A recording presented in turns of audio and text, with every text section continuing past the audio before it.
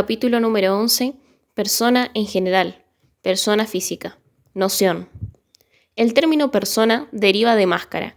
Es la máscara de teatro usada ya desde los tiempos de Grecia, que servía para ampliar la voz de los personajes en escena a fin de hacer que sus diálogos fuesen audibles a los espectadores.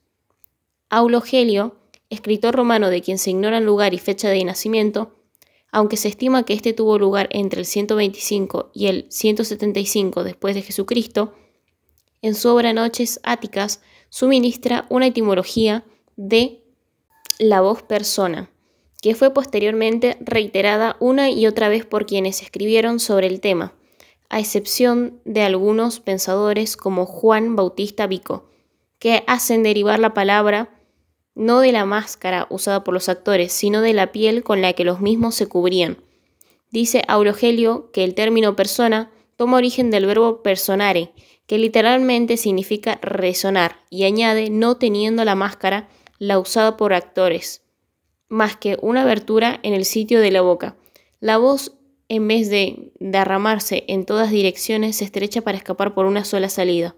Así, porque la máscara hace la voz humana más fuerte y vibrante, se le ha dado el nombre de persona. Por extensión, entonces, acotemos, nosotros, la palabra ha pasado a significar en el lenguaje jurídico vulgar a quien puede desempeñar un rol en la vida, una relación. Persona es el sujeto de derecho, quien puede ser actor en el escenario jurídico. De lo que precedentemente hemos señalado, resulta claro que constituye un error considerar sinónimos, jurídicamente hablando, a las palabras hombre y persona, porque si bien ambos conceptos generalmente coinciden y por lo común los seres humanos son personas, existen casos en que esta identidad no se verifica.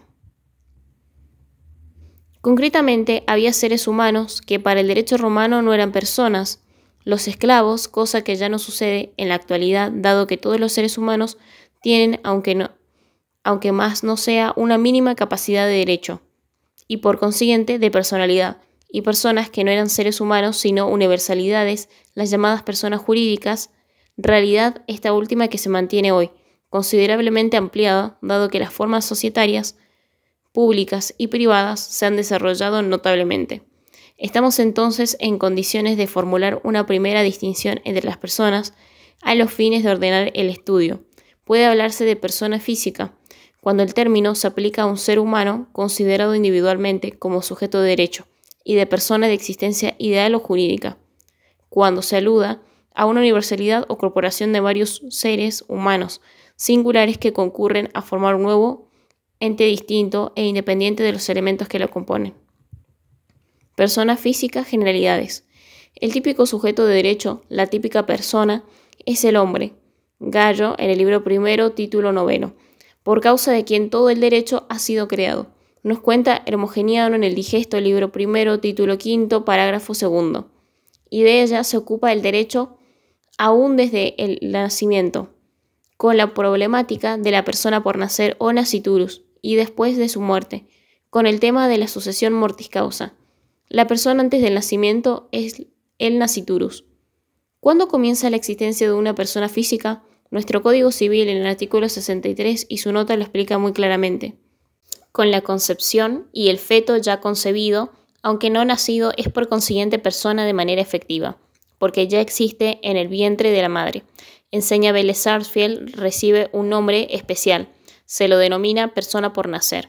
Quiere decir entonces que el inicio de la existencia de una persona física se opera con la concepción, hecho que tiene lugar en un periodo que se extiende entre los 182 días, plazo mínimo del embarazo, y los 300 días, plazo máximo, anteriores al parto. El ya nombrado Aulo Gelio hace remontar la fijación de estos plazos máximo y mínimo a la ley de las 12 tablas, y nos acota que la mujer que ha concebido da a luz su fruto rara vez en el 7º mes, nunca en el 8º, frecuentemente en el 9º, y con bastante frecuencia en el 10º, para luego narrar el caso de una mujer a la que el emperador Adriano reconoció excepcionalmente un embarazo de 11 meses de duración, y el de otra que fracasó en su intento de invocar un embarazo de 14 meses. En resumen, entonces, con la concepción se inicia la existencia de la persona de existencia física, la que hasta el parto recibe el nombre de persona por nacer. Durante este periodo, la misma puede ser titular de derechos y obligaciones, con la salvedad de que estos derechos y obligaciones recién se consolidarán definitivamente sobre su cabeza luego de operado el nacimiento. Y si éste no se verifica, se considera la persona como si nunca hubiese existido. Juliano, en el Digesto, libro primero, título quinto, ley número 26. Tal la solución romana que concuerda exactamente con la de nuestro Código Civil. No ignoramos que ha existido en la doctrina civilista de nuestro país, sobre todo a partir de las enseñanzas de Salvat, la opinión de quienes, basándose en un fragmento de Paulo reproducido en el Digesto, libro primero, título quinto, parágrafo séptimo, y otro de Ulpiano en el Digesto, libro 25, título cuarto, ley primera. Sostenían que Vélez Sarsfield se había apartado de la doctrina romana, la cual había considerado siempre, según esta línea de pensamiento, a la persona existente recién desde el momento del parto, ya que antes el nasciturus no habría sido sino parte de la extraña materna, pars viscera matris, al cual por una ficción se entendía como ya nacido únicamente en los casos en que se trataba de hacerle adquirir un derecho y ello sujeto a la condición de que se produjese el nacimiento con vida, situación con la cual dichos derechos se consolidaban definitiva e irrevocablemente. Podemos sentirnos tentados a afirmar que ambas cosas son lo mismo, porque en principio es difícil advertir la diferencia que hay entre reconocer que una persona existe desde que es concebida y que dicha existencia se convalida definitivamente con el nacimiento, y decir que una persona existe desde que nace, aunque operado el nacimiento se retrotrae su fecha a la de concepción. Pero esta aparente coincidencia deja de ser tal si pensamos que con la segunda de las soluciones apuntadas durante todo el tiempo del embarazo, el nasciturus no sería persona, por más que luego del parto adquiera dicha calidad con retroactividad al momento de la concepción. Y así, si sostuviéramos esta tesis, deberíamos afirmar también que un aborto no constituye nada reprobable, sino una mera manipulación en las entrañas de la madre, sin otra ulterioridad. Pero creemos que la verdadera doctrina romanista, que entre otras cosas prohíbe azotar o castigar a una mujer embarazada, precisamente para no infligir daño a otra persona inocente en nasciturus, y que llegó hasta constituir un curador para la persona por nacer, es coincidente con la posición de nuestro código, o mejor expresado, este sigue los lineamientos de aquella, lo que sería coherente con la mentalidad romana, aún sin olvidar que ésta fue siempre sumamente reacia a aceptar las condiciones resolutorias o la posibilidad de la adquisición de la propiedad pro tempore. El nacimiento y la muerte de la persona física. 3 son los requisitos fundamentales para que un parto humano pueda considerarse que ha dado a luz una persona, que haya nacido con vida, que haya nacido hombre y que haya sido separado totalmente del claustro materno. Los analizaremos en detalle. Nacimiento con vida. Se entiende que tal ha sucedido cuando la criatura ha llegado a tener existencia propia independientemente de su madre. En cuanto a los signos exteriores que denotaban el nacimiento con vida, los jurisconsultos tuvieron opiniones divergentes. Así, mientras los proculeyanos exigían que el niño llorase, los sabinianos se contentaban con exigir cualquier signo inequívoco de vida. Justiniano se inclina por esta última solución, es decir, la de los sabinianos. Según el Código de Justiniano, libro sexto, título número 29, ley número 3, y Paulo en el Digesto, libro número 50, título 16, ley número 129. Bastaba el nacimiento con vida sin que fuese necesario que la criatura tuviese viabilidad. Esta es aptitud para prolongar su existencia. Exactamente el mismo principio del que se apartó en su momento el Código Civil francés y que volvió a adoptar Vélez Sarsfield en el artículo 72 de nuestro código. Que el nacido sea hombre. Es decir, que sea humano, porque ni el monstruo, monstrum, ni el prodigio, prodigium, lo eran, entendido por monstruo a quien tenía características inferiores a las humanas, como habría sido por ejemplo un cíclope, y por pródigo a quien era más que un ser común, como el semidios Aquiles.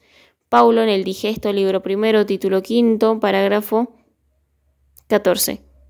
Y en el Código de Justiniano, libro sexto, título número 29, ley número 3. Dice Ulpiano en el Digesto, libro número 50, título 16, ley número 38 y ley número 135, que monstruosa es la criatura que en sí misma va contra lo natural, o que parte relevante de su cuerpo es antinatural, como quien carece de ojos o voz humanas, o tiene 3 manos o 3 pies. Algunas irregularidades de menor cuantía, como por ejemplo la malformación de algún miembro, no obstaban el carácter de persona del recién nacido.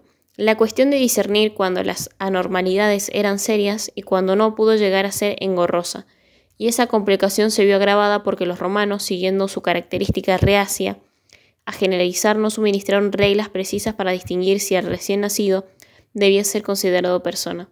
Argumentos discutibles basados en un fragmento de Paulo relativo a los sepulcros y contenido en el Digesto, libro 11, título séptimo, ley número 44.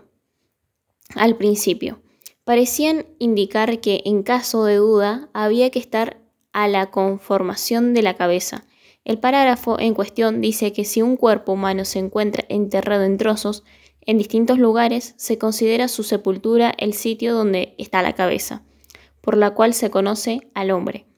Estas adquisiciones han influido en el Código Civil argentino, al punto que en el artículo 51 Vélez Sarsfield creyó necesario consagrar expresamente que son personas quienes ostenten signos característicos de humanidad sin reparar en cualidades o accidentes, precisamente para descalificar la teoría del monstruo y el prodigio. Separación de la entraña materna. El recién nacido, para que pueda considerarse que ha nacido como persona, debe haber sido totalmente separado del claustro materno.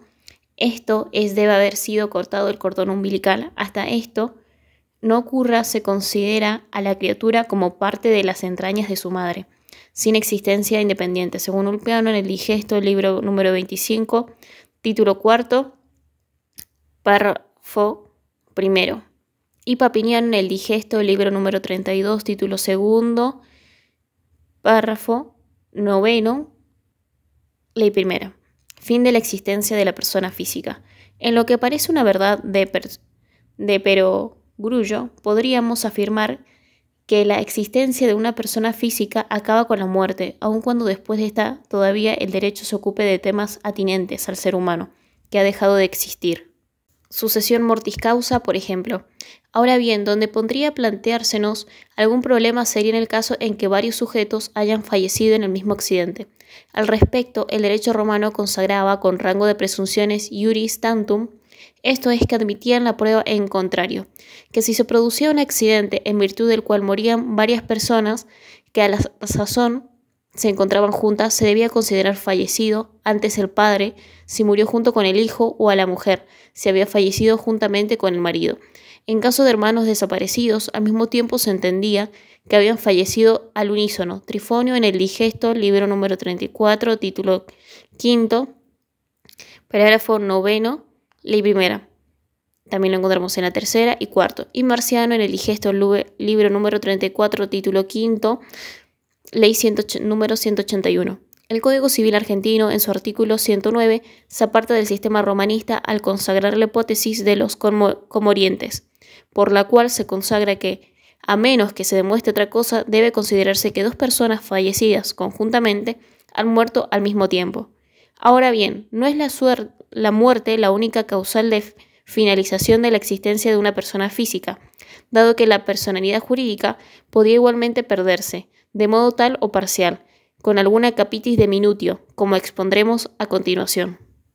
Capacidad de hecho y de derecho. La moderna doctrina jurídica enseña que una de las atribuciones esenciales de toda persona es la capacidad. Esto es la aptitud, o el grado de aptitud, de un sujeto determinado para ser titular de derechos y obligaciones, y ejercerlos en la vida civil. Esta noción involucra tanto a lo que hoy conocemos como capacidad de derecho, cuanto a lo que denominamos capacidad de hecho. Discriminando entre ambos conceptos, digamos que la capacidad de derecho es en derecho romano la aptitud o grado de aptitud para ser titular de derechos y obligaciones, y la de hecho la aptitud o su grado que una persona tiene para ejercerlos por sí misma. Hagamos aquí la aclaración.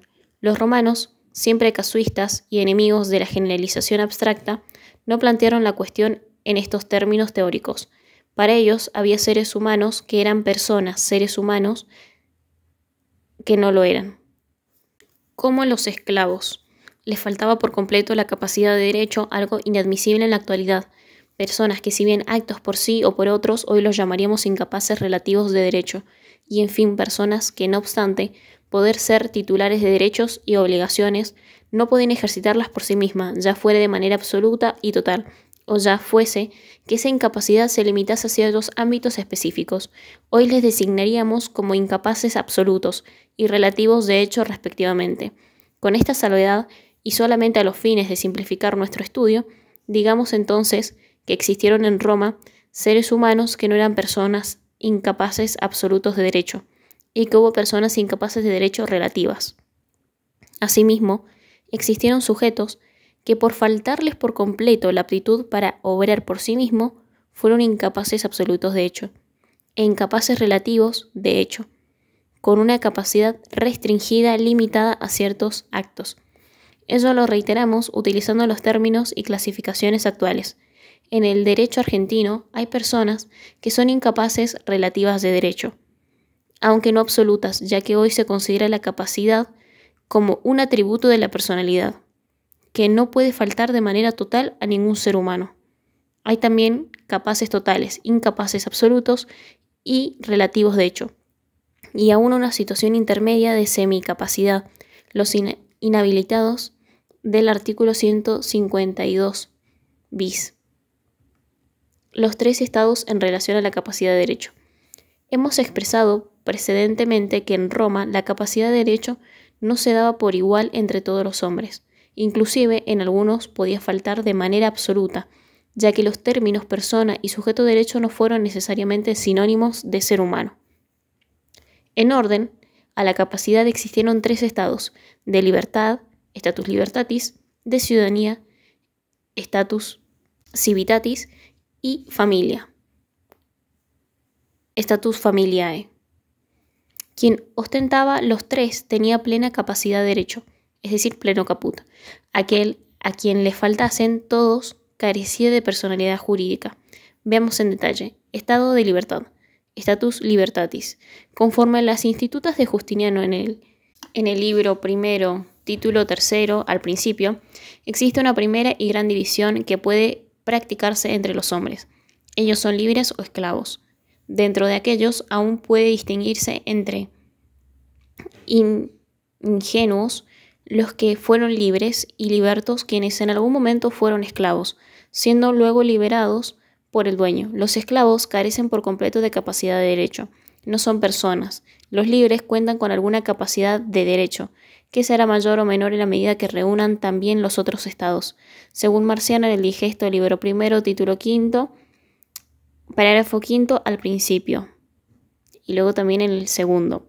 Y Gallo en el Digesto, libro primero, título quinto, parágrafo sexto, estado de ciudadanía, conforme al cual los hombres libres son ciudadanos romanos, gozando en consecuencia de todos los derechos públicos y privados que otorgaba el derecho civil, quiritario o extranjeros, estos últimos con mayor o menor capacidad de derecho según su nacionalidad y los tratados que vinculaban al pueblo al que pertenecían con Roma. Estado de familia.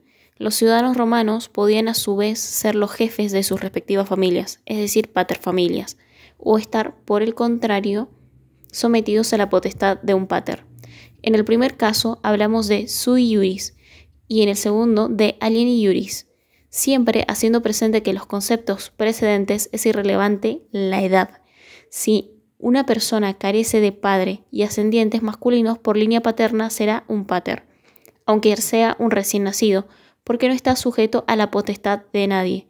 Y si tiene vivo algún ascendiente varón por línea masculina, su padre, abuelo, etc., será alieni iuris, y dependerá de la autoridad de su pater, junto a todos sus descendientes, no importando la edad que tenga, salvo el caso que haya salido de la potestad paterna.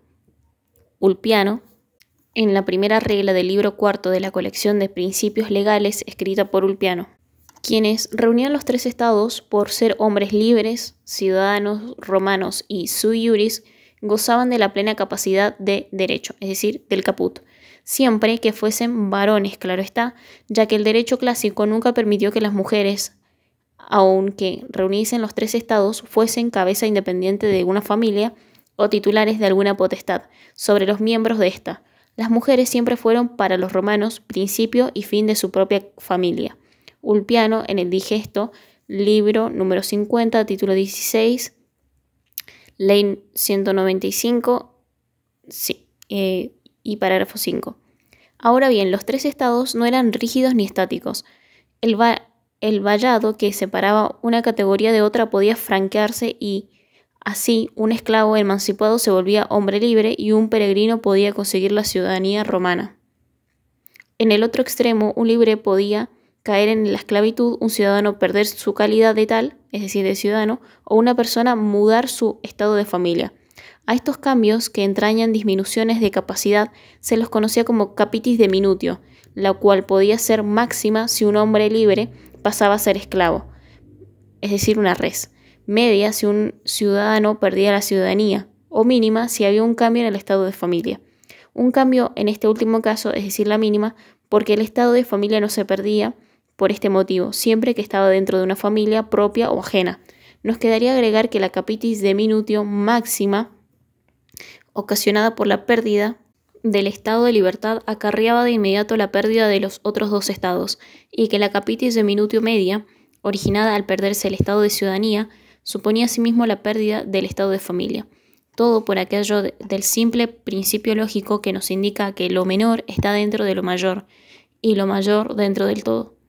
En las Institutas, libro primero, título número 16, leyes 1, 2 y 3. El estado de libertad, esclavitud. Según el jurisconsulto florentino en el Digesto, libro primero, título quinto, parágrafo cuarto al principio, concordante con las Institutas en el libro primero, título tercero, ley número 1, libertad es la facultad que cada cual tiene de hacer lo que le plazca, a menos que la fuerza o ley lo impidan. La esclavitud, por su parte, ha sido definida en las fuentes Institutas, en el libro primero, título tercero, ley número 2, y el mismo Florentino en el Digesto, libro primero, título quinto, parágrafo cuarto y el primero, como una institución de derecho de gentes que contra lo que la naturaleza dicta pone a un hombre bajo el dominio del otro. Simplificando el concepto, la esclavitud es la condición de quienes se encuentran bajo el poder de un dueño.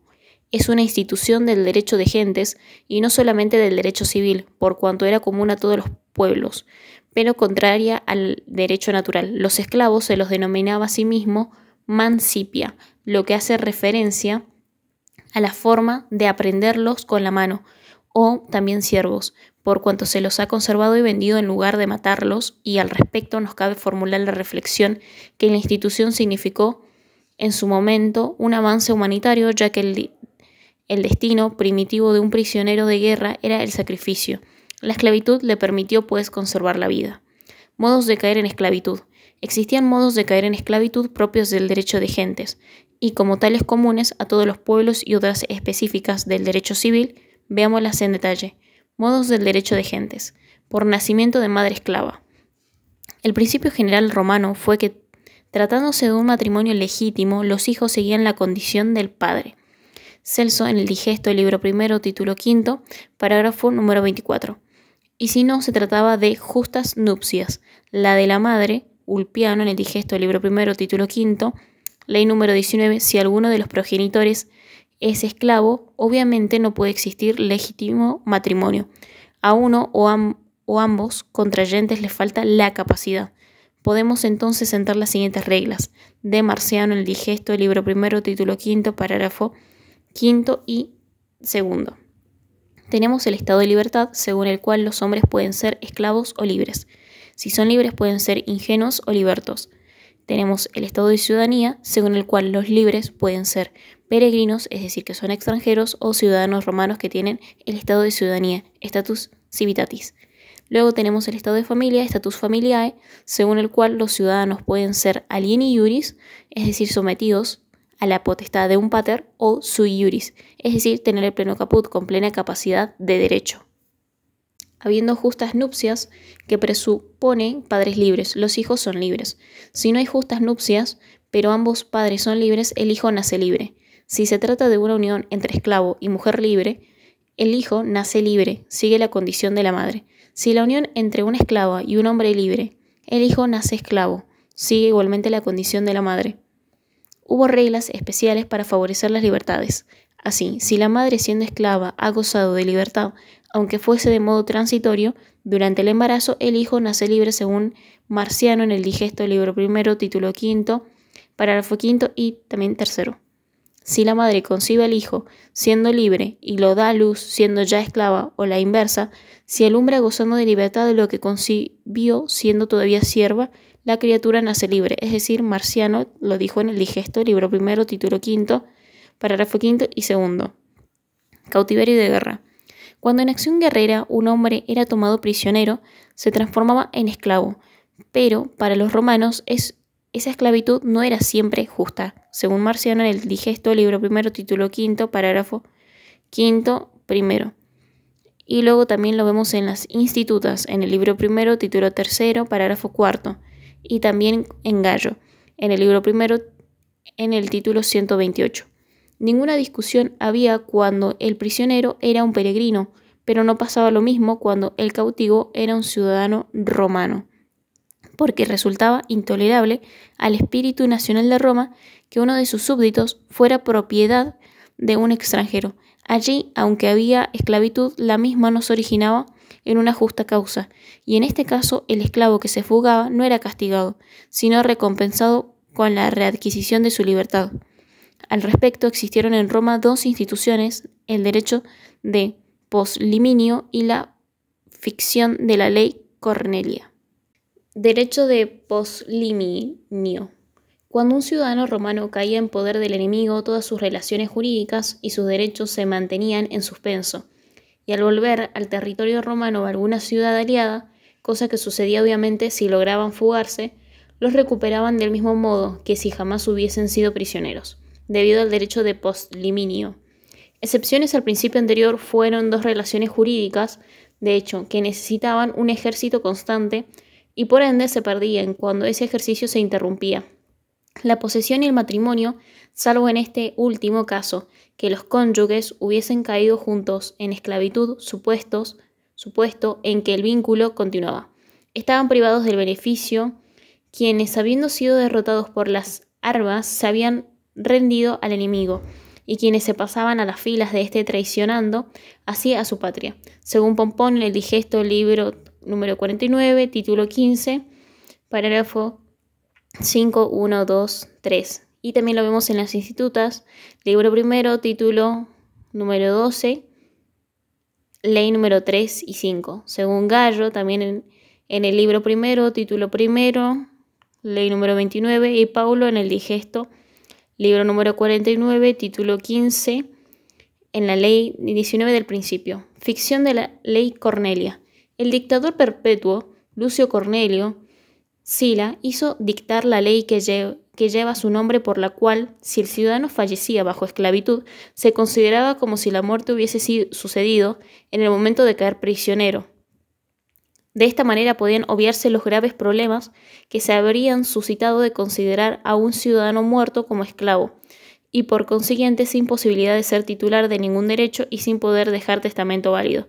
Según Gallo en el libro primero, en el título número 128, y Ulpiano en el Digesto, libro número 49, título 15, ley 18. Modos del derecho civil. Existían causales específicas instituidas por el derecho civil romano. Así, por ejemplo, el hombre libre mayor de 20 años que se dejaba vender para luego invocar maliciosamente su verdadera calidad y compartir con el supuesto vendedor el precio cobrado. Según Marciano en el Digesto, libro primero, título quinto, ley número 5 y 1. Las mujeres libres que mantenían trato carnal con esclavos ajenos, en contra de la voluntad de sus dueños, y que no cesaban en dicha relación luego de una triple intimación realizada por estos. Dicha causal cayó en desuso con Justiniano, según Gallo, libro primero, título número 84, y Ulpiano, en el libro número 11, título 11.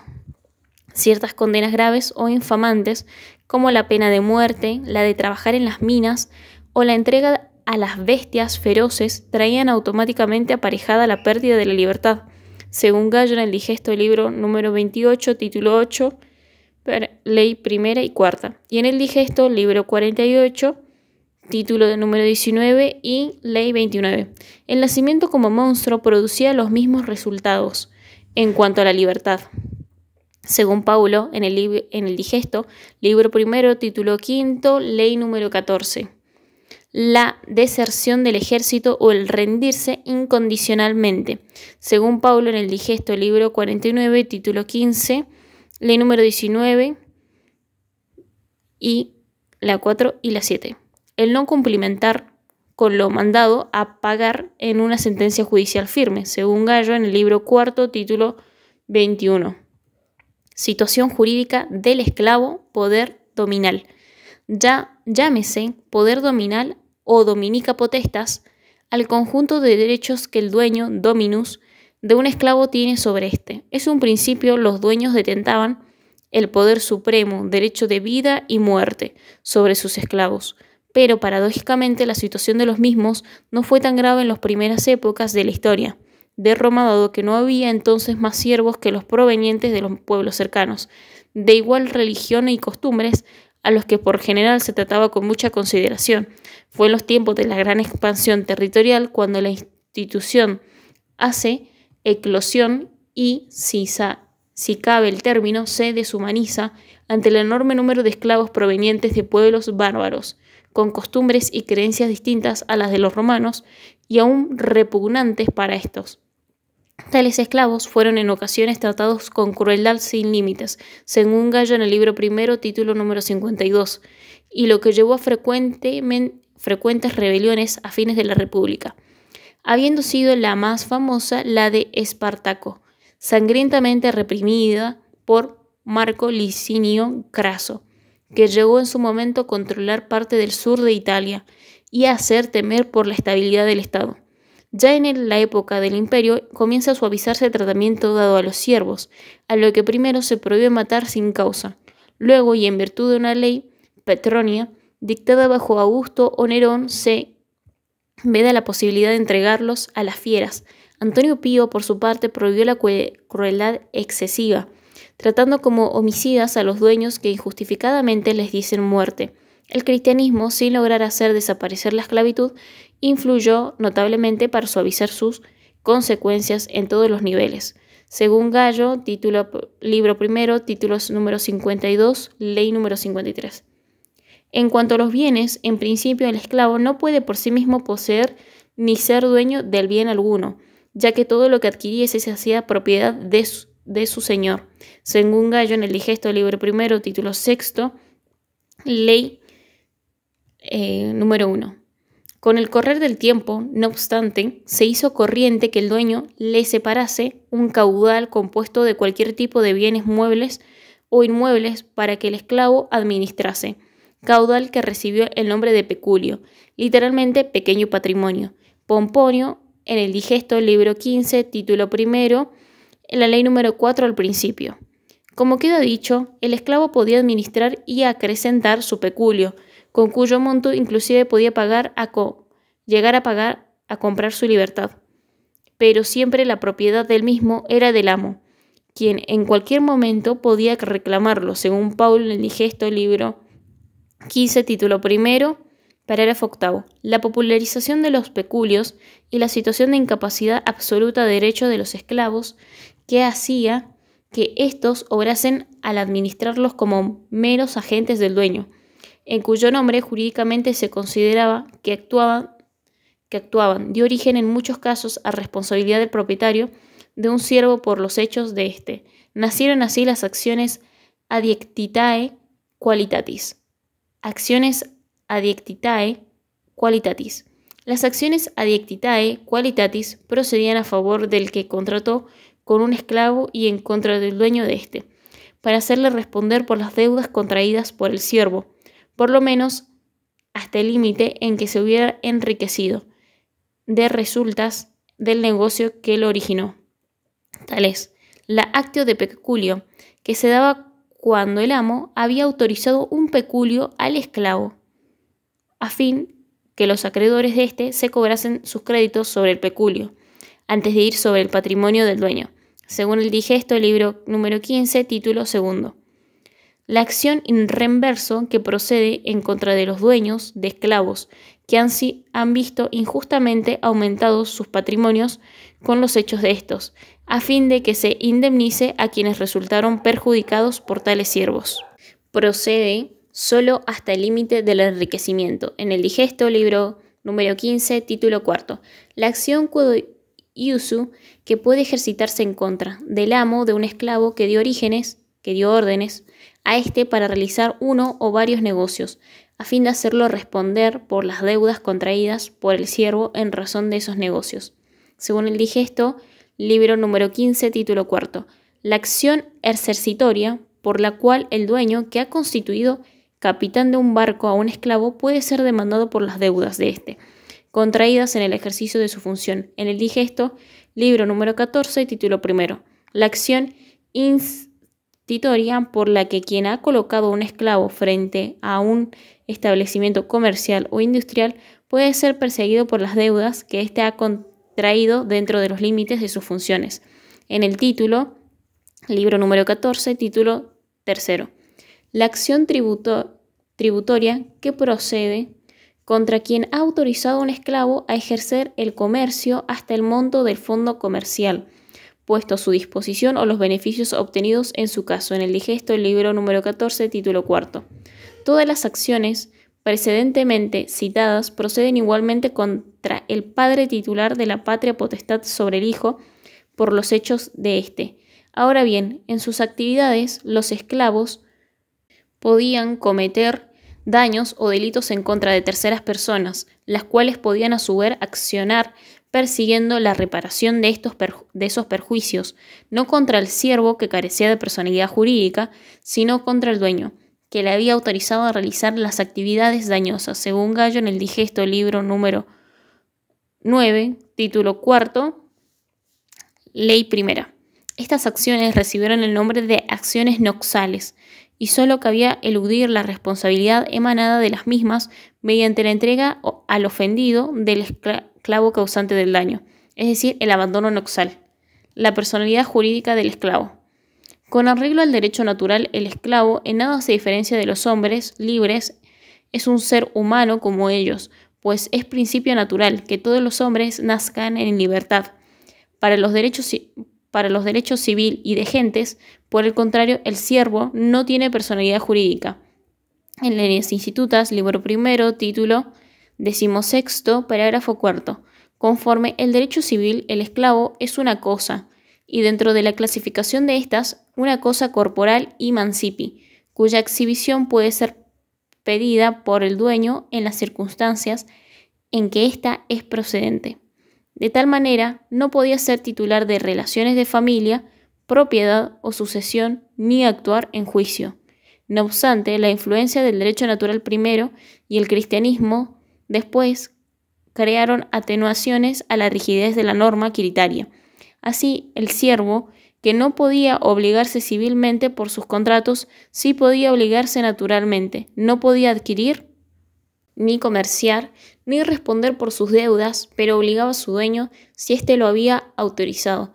No podía actuar en justicia, aunque la regla estaba atenuada en el procedimiento extraordinario.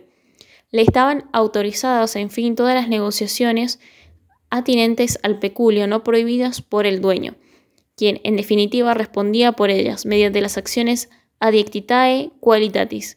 Según Pomponio, el digesto, el libro número 50, título 17, parágrafo número 32, y Ulpiano en el libro número 19, título 1, y Gallo en el libro 2, título número 13. Contubernio cognatio servius. Los esclavos no tenían ius connubium, es decir, la posibilidad de contraer matrimonio conforme al derecho civil dada su peculiar condición jurídica. pero podían constituir relaciones de hecho de carácter más o menos permanentes que reciben el nombre de contubernio. Al no haber matrimonio válido, tampoco podían existir entre esclavos parentesco civil, es decir, la agnación, mediante simplemente entre los esclavos y sus hijos un vínculo de consanguinidad, es decir, la cognatio servilis. Extinción de la esclavitud. Conforme interviniese el dueño en el acto de liberación o no, cabe distinguir entre manumisión y libertad por imperio de la ley, respectivamente. Libertad por imperio de la ley. El Estado romano acostumbraba a dar la libertad a siervos que evidenciasen especiales dotes de conducta, como por ejemplo denunciando conjurias, homicidios, a los que fueron vendidos con la condición de que se los manumitiese. Si ello último no se llevaba a cabo, a la esclava vendida con la condición de que sería libre si se la prostituyese. Esto acontece al esclavo que ha vivido de buena fe 20 años en condición de libertad, al que fue abandonado por su dueño cuando padecía una grave enfermedad. Libertad por manumisión. Manumitir es dar la libertad a un esclavo, perdiendo literalmente la posibilidad de poner la mano sobre él. Es el amo quien la concede, finalizando así su poder dominial. Institutas, libro primero, título quinto, al principio. Y Digesto, libro número 40, título primero. El derecho civil arcaico preveía 3 medios formales y solemnes de manumitir: por vindicta, por inscripción en el censo y por testamento. La manumitio vindicta consistiría en un supuesto proceso que, solicitando la libertad del esclavo, iniciaba un tercero, ad certos libertatis. No habiendo oposición por parte del dueño, el magistrado declaraba libre al siervo. Digesto, libro número 40, título segundo. La manumitio censu era la inscripción del esclavo, solicitada por su dueño, en las listas del censo de ciudadanos que realizaban cada 5 años los censores. Ulpiano, libro primero, título octavo. La manumitio testamento. Cabe decir la libertad consagrada en el testamento del dueño. Podía hacerse de 2 formas: directa, cuando al formularse las disposiciones de última voluntad se incluía la libertad de alguno o algunos de los esclavos del testador, o fideicomisaria, cuando aquel encomendaba a un heredero que, una vez hecho cargo de la herencia, liberase a algunos de los siervos cuya propiedad le transmitía. Digesto, libro 40, título cuarto y quinto. Al par de las maneras solemnes de manumisión, el uso cotidiano fue gradualmente creando otras nuevas, mucho más sencillas, si bien las mismas no daban la libertad conforme el derecho civil, para el cual los liberados, mediante ellas, continuaban siendo esclavos. El pretor permitió a estos repeler cualquier pretensión de retrotraerlos a la esclavitud. Más tarde, la ley junia norbana se encargaría de confirmar la conducta seguida por los pretores. Fueron en consecuencia medios de creación pretoriana y no formales de manumisión. La manumitio per epistolam, que tenía lugar cuando el dueño dirigía al esclavo una carta indicándole su voluntad de liberarlo. En las Institutas, libro primero, título quinto, parágrafo primero. La manumitio per mensam, cuando el amo sentaba al siervo a su propia mesa. Paulo en el Digesto, libro cuarto, título 12º, parágrafo segundo. La manumitio inter amicos, la declaración de libertad realizada por el dueño ante algunos amigos. Gallo, libro primero, título número 41. En el derecho posclásico se sumaron otros variados modos, tales como la manumitio in ecclesia. Esto es la concesión de la libertad hecha en la iglesia ante las autoridades eclesiásticas y los fieles, el haber consentido el matrimonio de una esclava dándole dote, el haber llamado hijo a un esclavo, el haber nombrado heredero a un esclavo, el haberle entregado o destruido los documentos en los que estaba su condición servil, según el Código de Justiniano, libro primero, título 13º, parágrafo primero. También lo encontramos en el segundo, en el séptimo, sexto, en el primero y en el noveno y en el 10º. Ulpiano también lo decía en el Digesto, libro número 27, título noveno, parágrafo noveno, 14º. Código Teodosiano, libro sexto, título primero, parágrafo 11. Limitaciones al derecho de manumitir. En tiempos de Augusto se dictaron leyes limitativas de las manumisiones, dada la extraordinaria difusión que éstas habían adquirido de las complicaciones políticas y sociales que originaba la existencia de un número cada vez mayor de ciudadanos libertos, en su gran mayoría indigentes. Se dictaron así las leyes Fufia, Caninia, Junia, Norbana y Aelia Sentia. La ley Fufia Caninia estableció limitaciones a las que manumisiones testamentarias, así quien tenía no más de 2 esclavos podía liberar por esa vía a ambos. Quien tenía de 2 a 10 a la mitad, quien de 10 a 30 un tercio, quien de 30 a 100 un cuarto, quien de 100 a 500 un quinto. Nunca podía darse la libertad a más de 100 esclavos. Gallo, libro primero, título 42 a 46. La ley Junia Norbana permitió que quienes habían sido liberados sin emplear una de las formas del derecho civil vindicta, censo o testamento, quedasen como hombres libres y en situación jurídica de latinos. Gallo, libro primero, título 22. La ley Aelia Sentia fijó limitaciones a la edad mínima requerida en manumitiente y manumitido, estableciéndola en 20 y 30 años respectivamente. Igualmente se ocupó de los esclavos que durante el cautiverio habían observado pésima conducta, quienes quedaron libres como dedicticios, calidad de personas a quienes les estaba vedado que acercarse a menos de 1 milla, 1000 pasos, de Roma bajo apercibimiento de volver a caer en esclavitud. Justiniano abolió estas leyes en su mayor parte, pero manteniéndolas en cuanto prohibían manumisiones en fraude a los acreedores del dueño. Eso lo vemos en las Institutas, libro primero, título 6, parágrafo 7, al principio.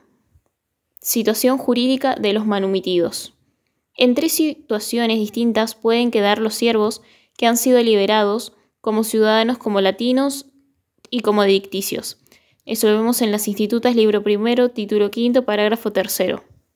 Son ciudadanos los esclavos que han sido válidamente manumitidos por algunos de los medios del derecho civil, guardando las edades mínimas requeridas para manumitente y manumitido, y cuya propiedad había sido adquirida en su momento, también conforme al derecho quiritario. De todos modos, ni aun en este caso podían aspirar a desempeñar en Roma cargos electivos, salvo los casos en que por imperio de la restitutio natalium o el ius aeorum annulorum se les hubiese restituido el carácter de ingenuos. Eso lo vemos en Ulpiano, libro primero, título 16. Son latinos, junianos, aquellos liberados mediante alguna de las formas introducidas por el derecho pretoriano.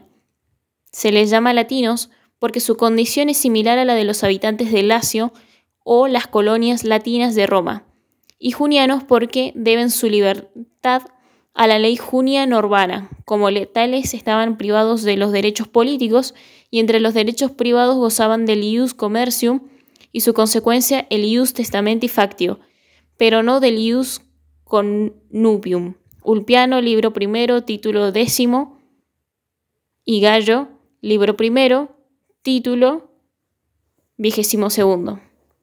Son, en fin, dedicticios conforme a la ley Aelia Sentia, quienes durante su cautividad hubiesen observado pésima conducta y en virtud de ello hubieran sido encadenados, torturados, hallados culpables de delitos o arrojados al circo como gladiadores.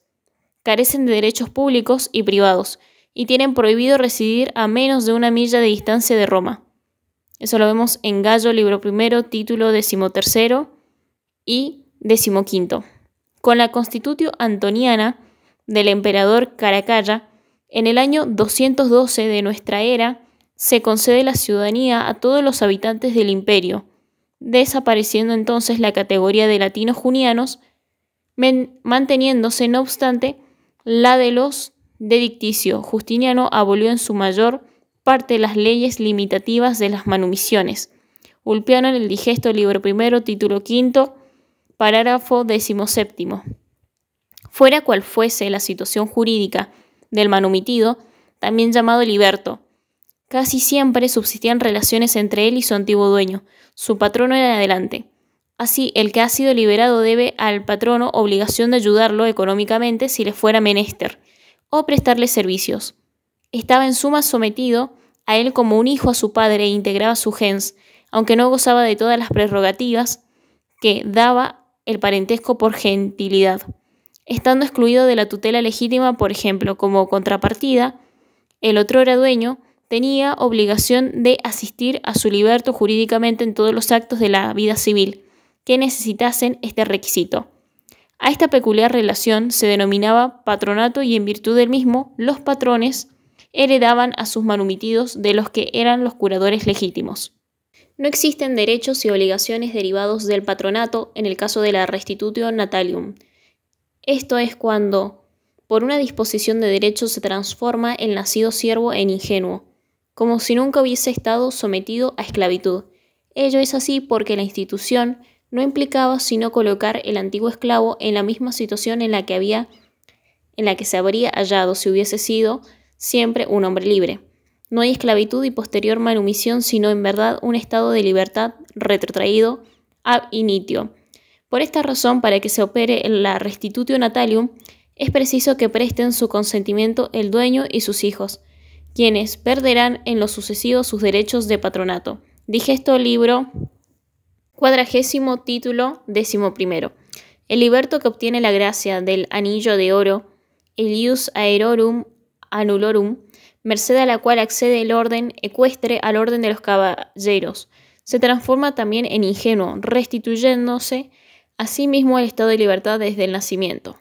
Pero en este caso su desvinculación con el patrono, que también debe prestar el consentimiento para que pueda conferirse a su ex siervo.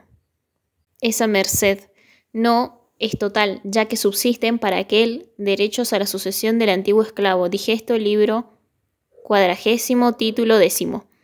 Cuasi esclavitud.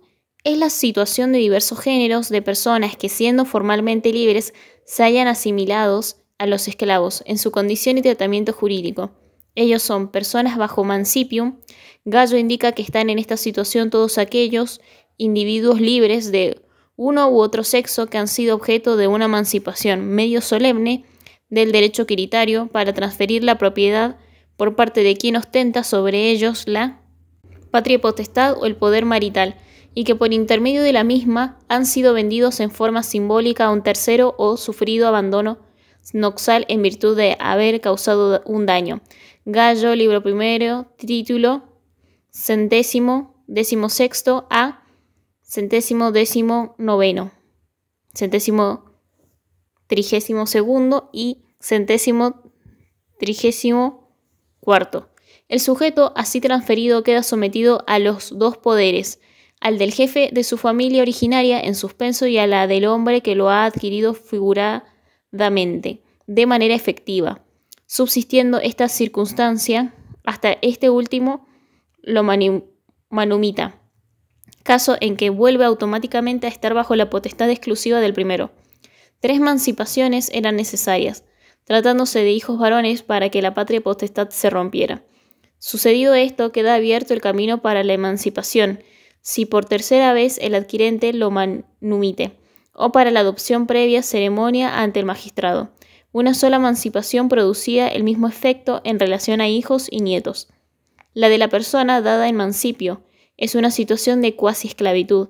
Así, mientras que, al igual que acontece con el esclavo, todo lo adquirido por quien esté en esa condición pertenece al que lo ha simbólicamente comprado. Tiene también características del estado de libertad, pues el dado en mancipium no pierde esta, ni la ciudadanía. Cuando alguien en esa situación cometía algún delito, cabía abandonarlo a la noxa, si no reparaba el daño por él causado. Se acaba esta peculiar situación en las mismas maneras en que finaliza la esclavitud, esto es, por vindicta, censo o testamento, pero no juegan aquí las limitaciones de las leyes Aelia, Sentia ni Fufia Caninia. Gallo, libro 1, título número 138 y 139. Con Justiniano el mancipium dejó de existir al caer en desuso todas sus aplicaciones prácticas y al abolirse el abandono noxal, según las Institutas, libro cuarto, título octavo, parágrafo séptimo. Colonos. La del colonato es una institución nacida en el Bajo Imperio y también intermedia entre libertad y esclavitud. El colono es un hombre libre y que como tal goza de todos los derechos atinentes a ese estado, pero con una limitación fundamental. Se encuentra adscripto con su familia a la tierra que trabaja, a cambio del pago de un canon en dinero o especie, tierra a la que no puede abandonar en toda su familia, siendo transferido con ella cuando ésta se venda. Los colonos tenían prohibido ejercer cargos públicos, son los antecesores de quienes serían luego, en la Edad Media, los siervos de la gleba. Se llegaba a esa condición por contrato, nacimiento, prescripción, mendicidad, etc. Según el Código de Justiniano, libro 11, título 48, al principio de la ley número 23. Actoratus. Es hombre libre y que goza del estado de ciudadanía, pero que ha alquilado sus servicios bajo juramento a un empresario, obligándose a servir como gladiador y aún morir en esa función. También es una situación de cuasi esclavitud, dada su peculiar sujeción al mentado empresario. Adicti neci. Son adicti los demandados que, vencidos en juicio, no han satisfecho la pretensión del acreedor y a quienes éste tiene en consecuencia como cautivos durante 60 días, pasados los cuales, si nadie comparece a abonar la deuda, podrá matarlos o venderlos como esclavos. Nexi son los deudores que se han entregado a sí mismos en prenda a los acreedores para garantizar el cumplimiento de una obligación. Gallo, libro cuarto, título 21. Estado de ciudadanía. La división de los hombres libres entre ciudadanos y no ciudadanos tenía sobre todo hasta el siglo III después de Jesucristo gran importancia, puesto que solo a aquellos estaba reservado el ejercicio y goce de las instituciones del derecho civil. La exención de la calidad de ciudadanos a todos los habitantes del imperio, operada merced a la Constitutio Antoniana de Antonio Caracalla en el año 212, hizo perder al distingo gran parte de su importancia. Gallo, libro primero, título 66 a 72. Cuando nacía un hijo de la unión entre quien era ciudadano y el que no lo era, había que estar a los fines de determinar su status civitatis y a la condición del progenitor menos favorecido, conforme a la ley milicia y de acuerdo a la misma ley en uniones entre no ciudadanos el hijo seguía la condición de la madre. Finalmente, Adriano otorgó la ciudadanía al hijo de una romana y un latino. Los ciudadanos derechos. Ostentaban tal carácter originariamente los naturales de Roma y la calidad se fue extendiendo luego primero al resto de Italia y finalmente a los habitantes de todo el imperio. El ciudadano romano que no haya sufrido incapacidad de derecho por alguna otra causa particular goza del ius civitatis, del derecho de ciudadanía y con él de la facultad de gozar de todas las instituciones públicas y privadas, instituidas por el derecho equitario. Entre los derechos públicos fundamentales de los ciudadanos cabe enumerar el de votar en los comicios para sancionar las leyes y elegir los magistrados ius suffragii, el de ser elegido magistrado ius honorum, el derecho de apelar la pena capital que les hubiese sido aplicada al pueblo, reunido en comicio durante la República, o al emperador, durante el imperio ius provocationis, el derecho al uso del nombre, tanto uno o varios propio e individual del ciudadano, praenomen, cuando el que identificaba la gens nomen, como el cognomen, que tenía alcances diversos según el caso. A veces era un locativo, como Coriolanus. Otras indicaba una cualidad personal. César significaba bella cabellera y Cicerón verruga, por ejemplo. Con lo que tendríamos formulando un ejemplo: Cayo, praenomen; Julio, nomen; César, cognomen. En cuanto a las mujeres, generalmente se las llamaba con el nombre de la gens: Julia, Cornelia, por ejemplo, seguido de un ordinal o un locativo. Así las hermanas de Julio César fueron Julia Prima y Julia Secunda, y a fines de la época republicana fueron damas notorias las Cecilias Metelas de la gens homónima respectivamente, dalmática, baleárica y numídica. El de contraer matrimonio legítimo con arreglo al derecho civil. Esto es el ius connovium, formando consecuentemente una familia y ejerciendo las potestades inherentes. Ulpiano, libro 19, título 5. El de poder ejercer el comercio, comprar y vender, conforme igualmente a la legislación quiritaria, o sea, el ius commercium, que era bastante más amplio de lo que su nombre parece sugerir, ya que implicaba asimismo la facultad de realizar los diversos actos jurídicos de la vida civil. Ulpiano, libro 5, título 2. El de testar y ser instituido heredero. Ius testamendi factio, activa y pasivamente respectivamente. Este derecho es en propiedad una derivación del comercium. Los no ciudadanos. Pudiesen distinguirse entre ellos diversas categorías con diversas amplitud de facultades y aptitudes jurídicas en relación al derecho civil romano. Roma, desde la invasión de los galos en adelante, desde el fracaso del tratado común que constituyó en su hora el Foedus Cassianum, no constituía ya pactos y alianzas generales con todos los pueblos, sino tratados particulares e individuales unos con otros. De allí que según el tipo de pactos que uniese a un determinado pueblo con Roma, hallaremos distintos tipos de extranjeros. Generalizando podemos distinguir latinos veteres, eran los habitantes del antiguo Lacio, gozaban de los derechos privados de los ciudadanos, commercium y connubium, y de la facultad de votar en las elecciones, si vivían o se encontraban en Roma a la fecha de estas. Estos latinos gozaban de grandes facilidades para adquirir la ciudadanía, a la que podían llegar de muchos modos, por favor del príncipe, por tener por lo menos 3 hijos, que por construir naves, por milicia, cuando habían revistado por el lapso previsto, por las leyes entre los vigiles de Roma, por transportar trigo a la urbe romana, por ejercicio del oficio del molinero, panadero en Roma, por construcción en esta ciudad de una casa de determinada valor. Gallo, libro 1, título 28 a 35. La categoría se acaba luego de la guerra social, cuando a raíz de las plebes, Plautia Papiria del año 89 a.C. y la Julia del 90 a.C. se concedió la ciudadanía romana a los habitantes de toda Italia. Latinos, colonari y junianos. Son colonari los habitantes de las colonias que Roma fundaba en los territorios conquistados. Habiéndoseles concedido especialmente la latinidad, se los equiparaba a los nacidos en el Lacio. En similar situación se hallaban los latinos junianos, esto es, los manumitidos por alguno de los medios no formales del derecho pretorio, a los que la ley juniana urbana había confirmado en el estado de libertad y conferido el rango de latinos. Gozaban del ius commercium, pero no del ius connovium, a menos que este derecho les fuese especial y expresamente concedido, según Ulpiano, en el libro 19, título 4, y también en el libro 5, título 4.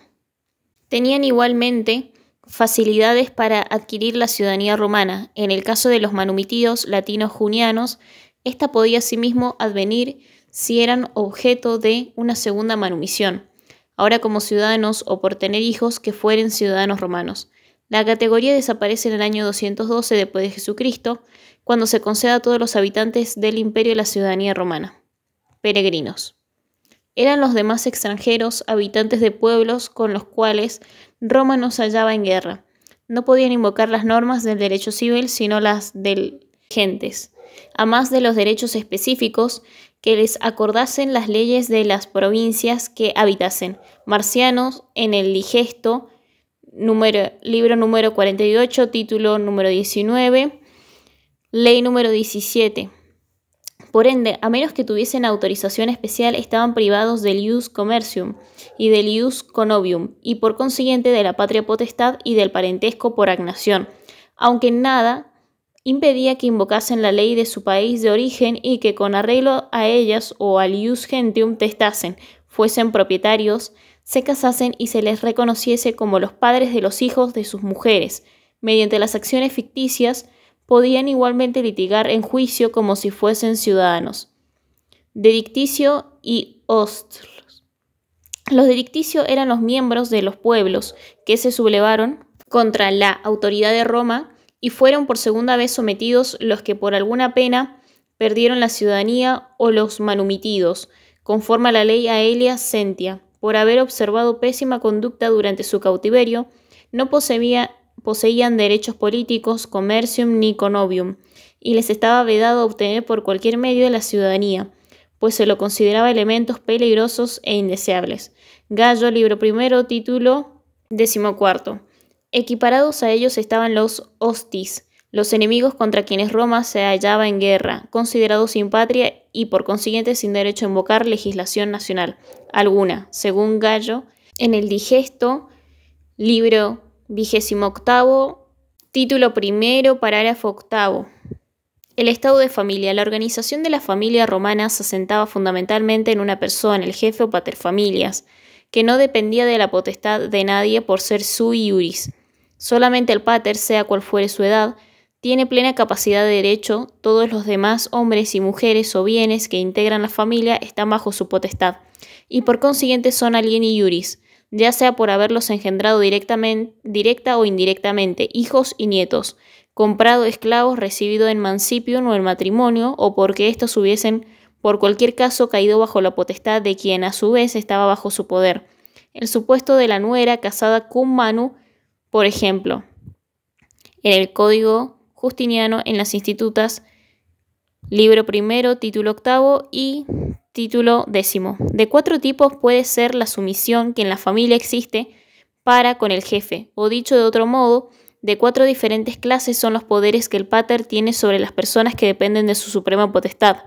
El existente sobre la mujer sometida a su manus, el ejercido sobre el esclavo y el poder dominal, la dominica potestas, el poder sobre el hijo sometido a patria potestas y el ejercicio sobre las personas sujetas al mancipium.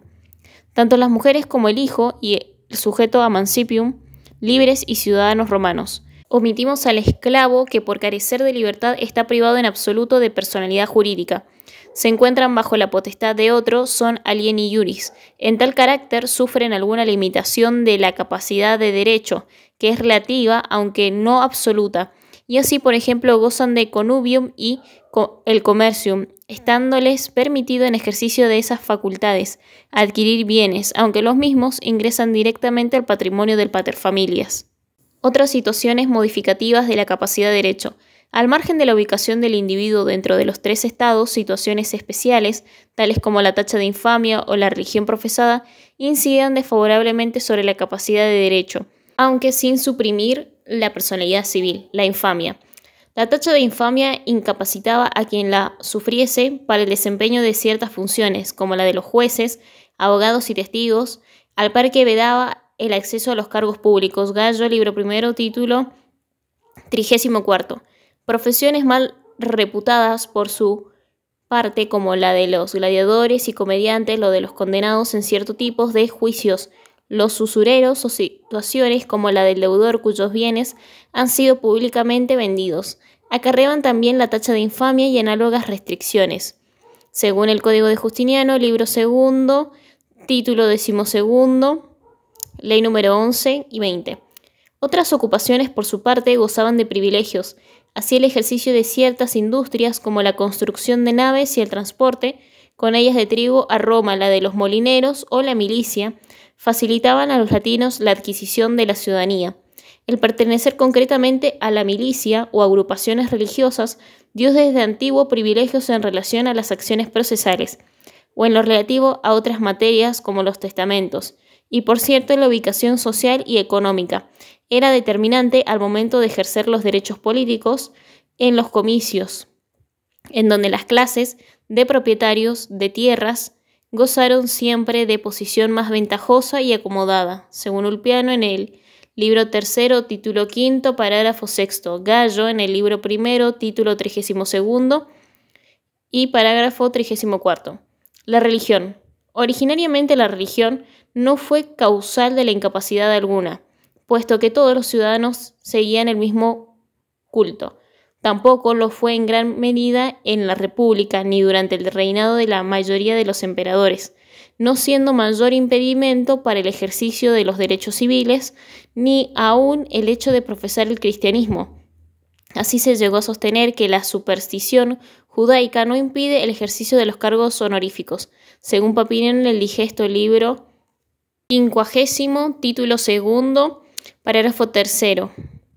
El trabajo de los hombres libres. La economía romana fue siempre midiéndola según parámetros actuales, subdesarrollada, digamos, en líneas generales, que se asentaba fundamentalmente en la actividad agraria y pastoril. El comercio era incipiente y dificultoso, así como limitado, y si bien existían algunas fábricas, estas se circunscribían a una producción destinada a abastecer la demanda regional, constituyendo usualmente grupos de familiares que se dedicaban en común a una actividad. La elaboración manufacturera era artesanal. El ciudadano romano tenía tradicionalmente aversión a toda actividad manual, a la que consideraba degradante. De allí que la voz trabajo venga de tripalium, un instrumento de 3 palos, bajo los cuales se hacía pasar o sujetaba a los esclavos.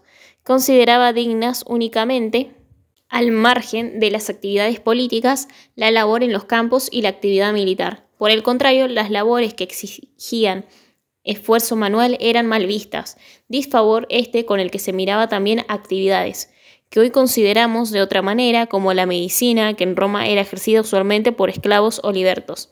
Igualmente, el comercio era mal reputado, ya que se entendía el comerciante al vender un precio superior las mercaderías que había comprado más baratas, realizaba una actividad denigrante destinada en definitiva a medrar sin esfuerzo personal a expensas del trabajo de los productores y la necesidad de los compradores. Descrédito que se hacía aún mayor si era marítimo, ya que el comando de barcos no era tampoco estimado. Repárese que esto era aún verdad en materia militar, dado que los comandantes de buques de guerra o inclusive flotas enteras tenían siempre un rango muy inferior al de los jefes de la tropa de tierra. Con esta conformación mental, no debe extrañarnos que los romanos no se hayan destacado por su actividad industrial o comercial, y si estas ocupaciones llegaron a ser relevantes, fue por una cuestión de cantidad. El imperio llegó a ser muy extenso y no de calidad, cosa que habría sido la resultante de una dedicación intensiva, como la que pusieron en su hora en la materia fenicios y cartagineses. La economía romana, que nació siendo fundamentalmente agraria y pastoril, como en muchas comunidades primitivas, conservó siempre estos rasgos. Las variaciones, más que de fondo, fueron de forma. Las tierras de labranza eran más extensas, fruto de la expansión territorial, y cuando los esclavos proliferaron, absorbieron la mayor parte del trabajo material en las mismas. En cuanto a la industria, fue como ya lo dijéramos, sobre todo artesanal. Hubo fábricas, sí, pero la calidad de tales no la daba el empleo de medios intensivos y más desarrollados de producción, sino la acumulación de artesanos que trabajaban en ellas manualmente, de la misma manera en que lo habrían hecho de realizar las actividades unipersonalmente. El destino de la producción fabril era por lo demás en general destinado a satisfacer las necesidades regionales. Había, asimismo, artesanos independientes que solían agruparse en las mismas calles de la urbe, según su actividad. Había así calle de los orfebres, herreros o pintores. Estos artesanales conformaron desde muy antiguos gremios, el origen de los cuales se remonta a la noche de los tiempos, porque su creación se atribuye al rey Numa Pompilio, durante cuyo reinado se habrían organizado los de los plateros, flautistas, panaderos, alfareros, zapateros, tintoreros y bataneros. Estos gremios llegaron a conformar grupos muy cerrados, con maestros y aprendices, en los cuales era muy difícil entrar a menos que se hubiera nacido en ellos. De allí que fuera típico que los hijos siguieran la actividad de los padres. Los gremios solían tener deidades protectoras comunes y días de fiestas propios, además de los días de fiestas generales. Dentro de los mismos había especializaciones en ocasiones considerables. Quizás el caso más típico fuese el de los pintores, actividad dentro de la cual había especialistas, pintores de flores, de guardas, de decoraciones, por ejemplo. En cuanto al comercio, El intercambio regional encontraba serias dificultades. En primer lugar, las largas distancias y la inseguridad por el peligro de asaltos, y que eran bastante frecuentes, lo que llevó generalmente a los comerciantes a organizarse en caravanas para así, agrupados, poder proveer mejor su defensa. Y en segundo lugar, el tráfico comercial estaba trabado por el sinnúmero de aduanas interiores, que además de obstaculizarlo, hacían que las mercaderías transportadas de un lugar a otro resultasen sumamente onerosas. Ello se veía todavía agravado en el caso del comercio marítimo, por los peligros propios de la navegación, que era sumamente insegura y lenta. No existían instrumentos de medición y el transporte se hacía bordeando las costas, estando continuamente amenazada por los piratas que infestaban el Mediterráneo.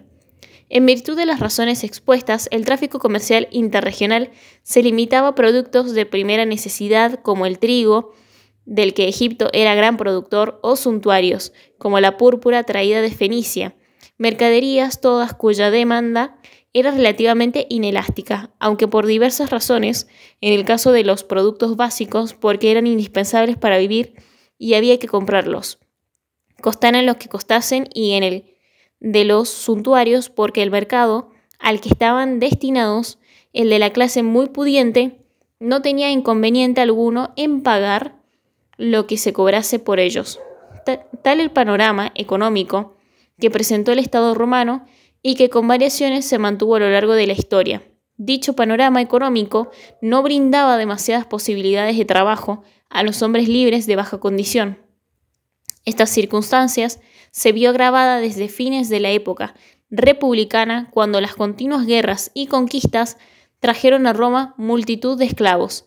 Constituían estos esclavos una fuente de mano de obra que se hizo relativamente barata y que, si bien exigía una inversión inicial para comprar al siervo, este gasto se compensaba luego con creces por la posibilidad de hacer trabajar al esclavo, sin ninguna de las limitaciones que había que guardar con los hombres libres.